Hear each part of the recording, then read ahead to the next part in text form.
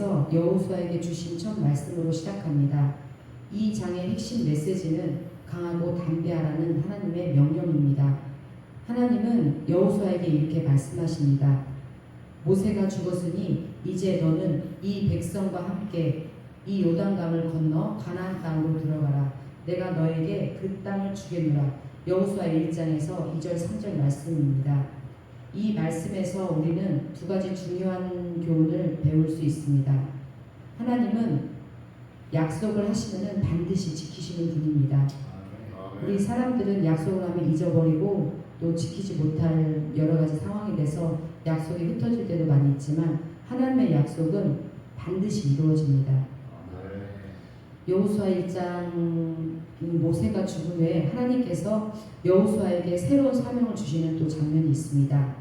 그동안 모세는 이스라엘 백성을 애굽에서 이끌어내고 광야를 지나 약속의 땅 앞까지 데려왔습니다. 하지만 이제 그 바통을 여호수아가 이어받아 요단강을 건너 가나안 땅을 차지하는 때가 되었습니다. 여호수아가 그 모세와 같이 그 위대한 선지자를 두고 위대한 그 지도자를 두고 갑자기 하루아침에 지도자가 없어졌어요. 그럼 마음에 어떤 마음이 생길까요? 무척 두려웠을 거예요. 그럴 때 그 두려움이 하나님께서 이 두려워하지 말라는 그 말씀에 강하고 담대하는 말씀을 여러 번 주십니다. 3번이나 그 강하고 담대하는 말씀을 주십니다. 여호수아도 사람이기에 두려운 마음이 컸었을 겁니다. 그냥 일반 지도자가 아니라 모세라는 큰 지도자가 있었기 때문에 그 모세가 갑자기 하루아침에 죽었을 때 마음은 각오는 되어 있었지만 그거를 내가 이 많은 백성들을 어떻게 이끌까? 근데 그 백성이 그냥 단순한 백성이 아닙니다. 아시죠? 지긋지긋하게 말도 안 듣고 지긋지긋하게 의심도 많고 원망도 많이 했던 이스라엘 백성들입니다. 하나님께서는 왜 여호수아에게 이 백성들을 맡겼을까요? 여호수아는 40년 동안 모세를 수종을 든 자입니다. 40년 동안 말이 40년이지 그 위대한 지도자를 40년 동안 저 같은 경우는 1년도 아마 못 모실 것 같아요. 왜 그러냐면은 모세가 위대한 지도자이긴 했지만 그의 성정도 있었을 거고 인간적인 면도 있었을 거고 그거를 여호수아는 40년 동안 보고 하나님 말씀만 믿고 순종해 나아갔던 것입니다. 하나님께서는 모세를 40년 동안 봐왔듯이 또 여호수아를 모세를 섬기는 여호수아를 40년 동안 보고 계셨던 겁니다. 하나님께서는 우리도 보고 계십니다. 우리의 이런 약한 모습, 연약한 모습, 그러나 하나님을 의지할 수밖에 없는 이런 모습까지도 하나님께서는 우리를 보고 계십니다. 하나님은 우리를 통해서 약속하신 것을 이루려고 우리를 이끌고 가십니다. 여호수아가 완벽했기 때문에 잘하기 때문에 잘 할 수밖에 없었기 때문에 여호수아를 지키는 게 아니라 여호수아를 붙드는 게 아니라 하나님의 약속을 위해서 또 모세를 이어갈 여호수아를 세우신 것입니다. 하나님께서 제일 중요한 것을 말씀하십니다. 너는 강하고 담대하라. 강하고 담대하라는 말씀이 여호수아에게 3번이나 말씀을 하십니다. 그런데 여호수아는 하나님께서 이렇게 말씀하실 때마다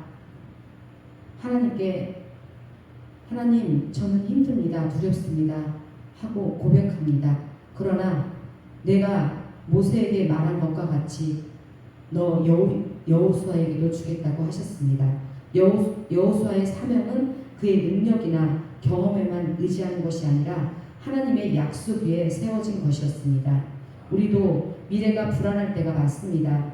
또 공부, 또 진로, 또 이런 건 학생들, 요즘 아이들, 젊은 세대들의 문제겠지만 또 우리 중년층에게는 또 앞으로의 미래, 남은 삶, 이런 모든 것들이 불확실하게 보일 때가 많이 있을 겁니다. 하지만 하나님이 주신 약속, 지금까지도 우리를 버리지 않고 하나님의 약속을 붙잡고 우리를 붙잡고 가시는 그 믿음을 우리 안에서 붙들길 강하게 기도드립니다. 또 하나님께서는 말씀대로 행하시라고 또 7절에서 8절에 말씀하십니다. 하나님은 여호수아에게 좌로나 우로나 치우치지 말고 말씀을 따라 행하라고 하십니다. 말씀은 단순히 읽는 것에서 끝나지 않습니다. 매일매일 그 말씀을 붙잡고 묵상하고 그 말씀을 행동으로 옮기는 것이 참 중요합니다. 예를 들어서 학교에서 친구를 미워하지 말라는 말씀을 읽었다면 실제로 우리 마음속에 미움을 내려놓는 선택을 우리는 해야 됩니다.